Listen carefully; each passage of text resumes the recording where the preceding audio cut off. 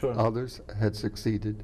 So just to make assurance doubly sure, Netanyahu chose with great fanfare to land in the midst of us, practically, you could say, in Cairo, to steady any wavering on the part of Mubarak, Really? lest he relent and say yes. This is why you guys were amassing. We were in Cairo, Uh-huh. actually demonstrating on Tuesday, and In Cairo? Yes, and Okay. Netanyahu arrived. And actually that is one of some of the slogans we were saying, that, hey, Netanyahu is allowed here, but we are not allowed essentially to Sure. So that was actually an insult. Yeah. That Netanyahu showed up while the Egyptian government is building this huge steel wall around Gaza, preventing us from going to Gaza and carrying hundreds of truckloads of supplies via Viva Palestina and via us.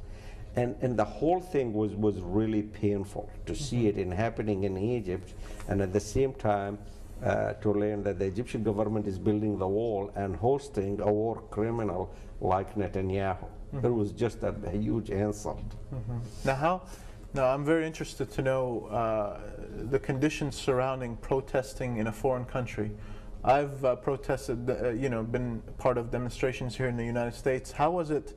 I don't know if any of you have demonstrated in the United States, but how was it demonstrating in Egypt compared to here in the U.S.? Did you get a lot of support from the local people, or we do know that Egypt has more of a repressive government? Are local Egyptians afraid to join demonstrations such as this? Just to get you back before that step, Sure. The plan was not to demonstrate in Egypt at all. Sure. We were actually using even friendly language when we mentioned the Egyptian government with the media, with everybody, that the Egyptian government is friendly. And we love it. Government, and they're going to allow us to go to Gaza. So the plan was not to be against the Egyptian government at Sure, all. sure. But their actions over there and preventing us from going without a reason, they told us there is tension rising at the border and it is a dangerous situation. And in the same night that they told us this, they opened the border for other things, for other activities. So we told them, how come you are preventing us while you are opening the border for people to cross, and we want to cross too. So they have no reason really to prevent us, and actually it is, I think even from their way of thinking, it is politically incorrect, because those 1,463 or 53 people are going to demonstrate.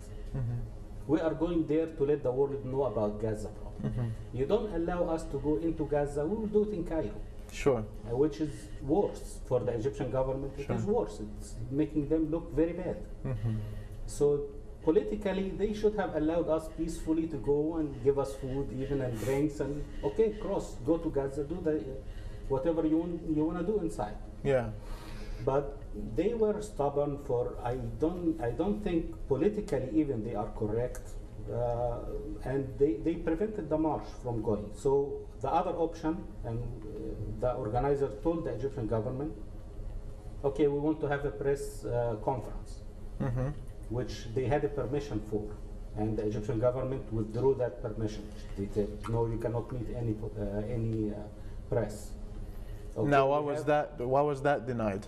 No reason? Because they know that the organizers probably will talk about the Egyptian government, will try to put some pressure on the Egyptian government to let them go to Gaza. Okay. So they prevented that. Okay, we have permission to gather in one hotel the night before the 27th, before departure into Gaza. We were supposed to have a big meeting, the 1,400 delegates, and they prevented us from doing this. They withdrew the permission. So they were acting very in a very bad way with the group, and saying even things, okay, we are going there to demonstrate and to let the people know about Gaza problem. And they were saying, the official spokesperson of the Egyptian government, he was saying, okay, those people, we are considering them tourists. They can do tourism in Egypt. They cannot do any political activities. We are going there, leaving the holiday season here, leaving families, leaving business, leaving our children to go and support Gaza. We are Sure. going for a political reason. I mean, they know that Right. months in advance. So they were kind of, Blocking all your efforts. yes, and making us feel, angry too. They Listen turned our things nerves. which were never meant to be demonstrations into demonstrations. I got you. May I give the illustration Please. that I participated in Yes. first? It was that a number of us felt that we had the right and almost the duty to intercede with our American embassy there Okay. to help ease the way. Sure. And when we went to the front of the embassy, we found ourselves between two sets of riot police and regular soldiery. So they knew you were coming, pretty No, much, well, or they were alerted pretty quickly. they were. When I first got there, they weren't there almost immediately, though. 'Cause others were coming for the same purpose, and we found ourselves for 5 hours squeezed between these rows of riot police and regular soldiers.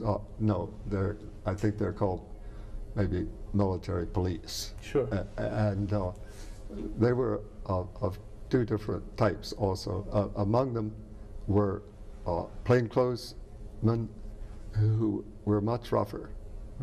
But the curious thing about it was, when we asked, we were told, this is at the behest of the embassy.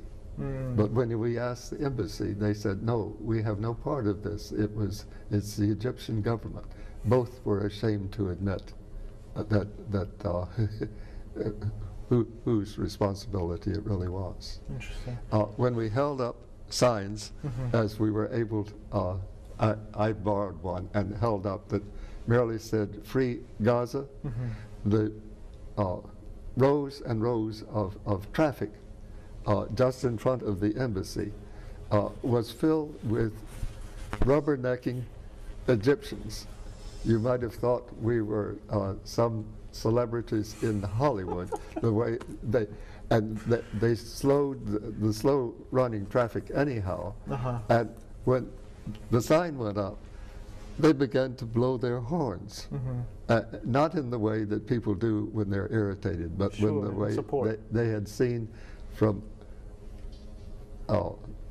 television of other countries how this went, and especially I think. So it you started had with absolutely French, right? no recourse with the American embassy in helping your cause at all.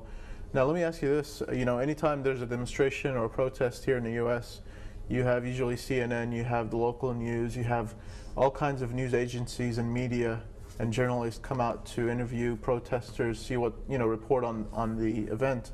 Did you guys encounter that from the Egyptian media or worldwide media, or any media there at all? Yes, actually, I saw the most media when one day we went to the Journalists Association or Journalist Syndicate, and so the stairs, they have really this large entrance with auditorium type of stairs.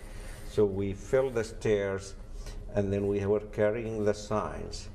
And actually, a number of us went into hunger strike. So there was 230 French started a hunger strike in front of the French embassy. And there was a number of the Americans, including a Holocaust survivor lady. She's 82 years old, Heidi Epstein. Harry Epstein. So the hunger strikers came with us. And that day I saw Al Jazeera, I saw Al Arabiya, I saw a number of cable television stations.